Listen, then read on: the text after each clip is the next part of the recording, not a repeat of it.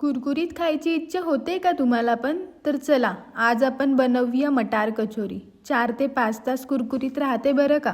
चटपटीत सारण आणि खुसखुशीत आवरणाची काय दिसते खमंग मटार कचोरी.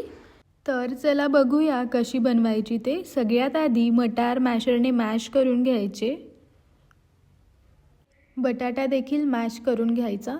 त्यामध्ये तांदळाचे पीठ, डाळीचे पीठ, बडीशेप, आलं लसूण आणि हिरवी मिरचीची पेस्ट, धना पावडर, रेड चिली फ्लेक्स, जिरा पावडर, मिरी पावडर, तीळ, कोथिंबीर आणि चवीनुसार मीठ टाकून मिश्रण छान एकजीव करून घ्यायचं आहे. आपलं मिश्रण तयार झालं की छोटे छोटे वडे तयार करून घ्यायचे आहेत. वडे तयार झाले की ब्रेड स्लाइसवर ठेवून बाजूला गव्हाची पेस्ट लावायची जेणेकरून ते चिकटेल. वरून पुन्हा दुसरा ब्रेड लावून ग्लासच्या साहाय्याने वडे तयार करून घेऊया. त्याच्या कडा दाबायच्या जेणेकरून ते तेलामध्ये सुटणार नाही. आता तेल व्यवस्थित गरम झालं पाहिजे.